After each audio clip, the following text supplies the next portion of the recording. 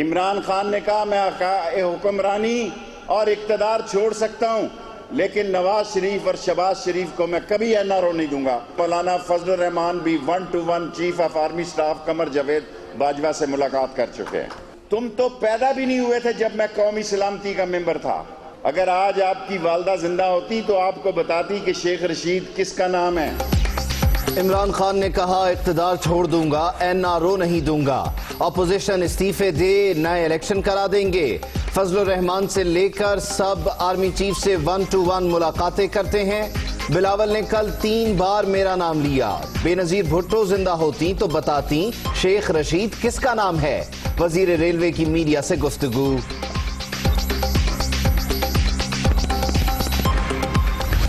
मैं हैरान हूं इस शख्स के ऊपर एक ढेला, एक पाई, एक आला करप्शन की हो। पाकिस्तान की आवाम तंग आ गई है इनकी ढेला पाई और आला के ये जो 2 दूनी 32 और 4 दूनी 36 वाला पढ़ा पढ़ते हैं ना, बिल्कुल इसी तरह ये एक आला, एक पाई और एक ढेले का इनका नारा भी समझ नहीं आता। वो कोई शर्म की इंतहा होती है जिस वक्त तुम ये बात कर रहे हो उसी वक्त टीवी चैनल चला रहे हैं और आप लगे हुए हैं जनाब एक ढेला, एक पाई, एक आला। शहबाज शरीफ का ढेले और एक पाई का पहाड़ा समझ से बाहर। आप इमरान खान की ख्वाहिश नहीं, अपनी बददियानती पर गिरफ्तार होंगे। लीगी सदर की करप्शन की कहानी पूरी कौम जानती है। मरियम सफदर जितना बोलेंगी उतनी जगह साई होगी। फयाजुल हसन चौहान के ताबड़तोड़ हमले।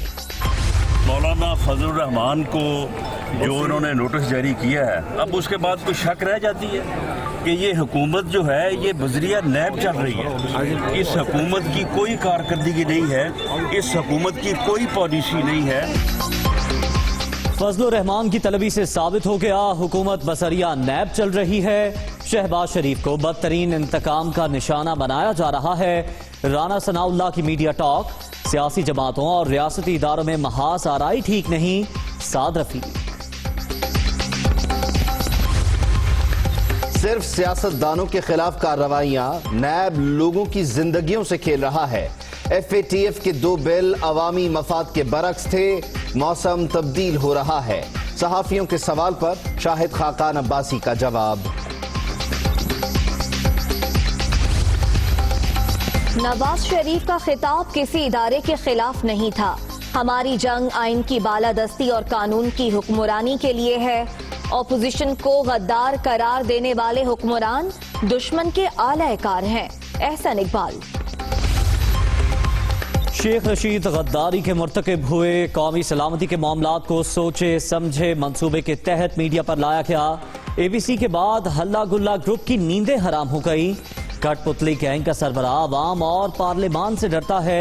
PP रहनुमा नफीसा शाह और पलवा शाह खान की प्रेस कॉन्फ्रेंस। मनी लॉन्ड्रिंग और आमदन से जायद असासों का केस। लाहौर हाई कोर्ट ने अपोजिशन लीडर की अबूरी जमानत में 28 सितंबर तक तौसी कर दी। अदालत की वकला को पीर तक दलाइल मुकम्मल करने की हिदायत। नैब खैबर पख्तूनख्वा का एक्शन। मौलाना फजल रहमान के करीबी साथी मूसा खान गिरफ्तार। 6 रोजा रिमांड पर नैब हुकाम के हवाले। साबिक DFO पर आमदन से जायद असासे बनाने का इल्जाम है।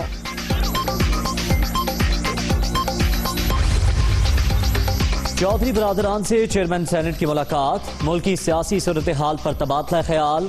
सेनेट में कानून साजी के मराहिल एहसन अंदाज से तय करने पर सादिक संजरानी की तारीफ।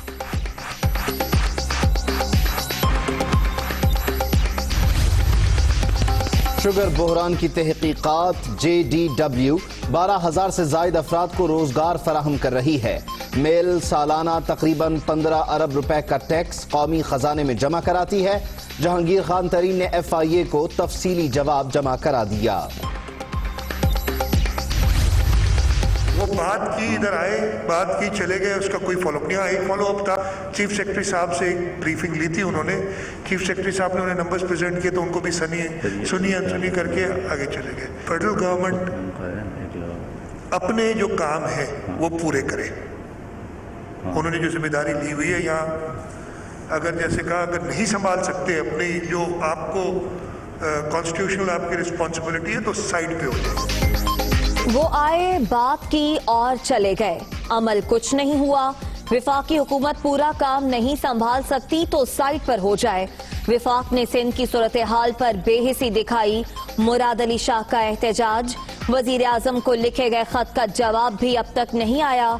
बारिशों से तबाह इंफ्रास्ट्रक्चर मुरम्मत कर रहे हैं वजीर आला सिंध। सर्दियों में गैस की किल्लत के हवाले से पेश की इक़दामात कर रहे हैं। सिंध हुकूमत पाइपलाइन बिछाने की इजाजत नहीं दे रही। कराची की सनतों को शदीद नुकसान पहुंचा। दिसंबर और जनवरी में गैस शॉर्टफॉल मजीद संगीन होगा। विफाकी वज़रा उमर अयूब और नदीम बाबर की प्रेस कॉन्फ्रेंस।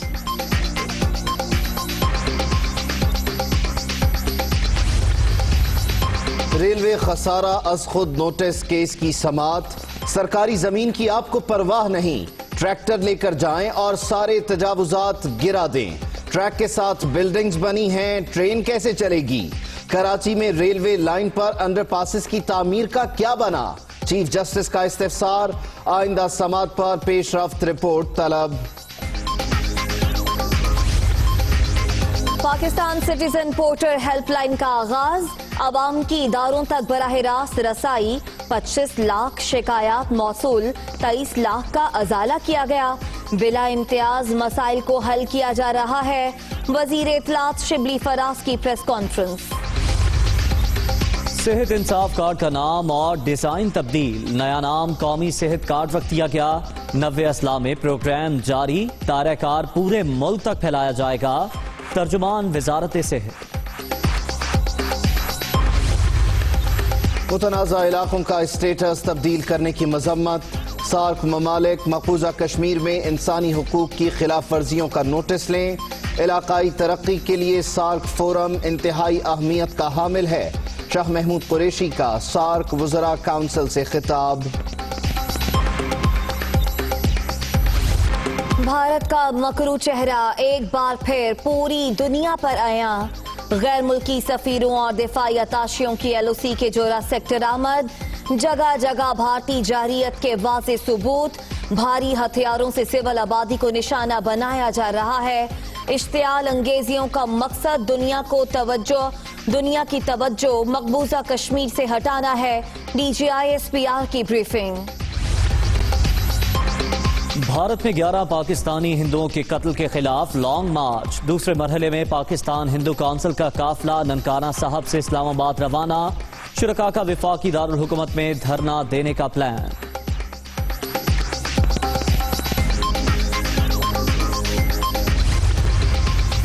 नई नस्ल को मोहलिक वायरस से बचाने का बड़ा मिशन। चारों सूबों आजाद कश्मीर और गिलगित बल्तिस्तान में कौमी इंसदाद पोलियो मुहिम का चौथा रोज। टीमें घर घर जाकर बच्चों को कतरे पिलाने में मसरूफ। और साबिक ऑस्ट्रेलियाई क्रिकेटर डीन जॉन्स दिल का दौरा पड़ने से इंतकाल कर गए। उम्र 59 बरस थी। वो भारत के शहर मुंबई में मौजूद थे। डीन जॉन्स कराची किंग्स के हेड कोच भी थे।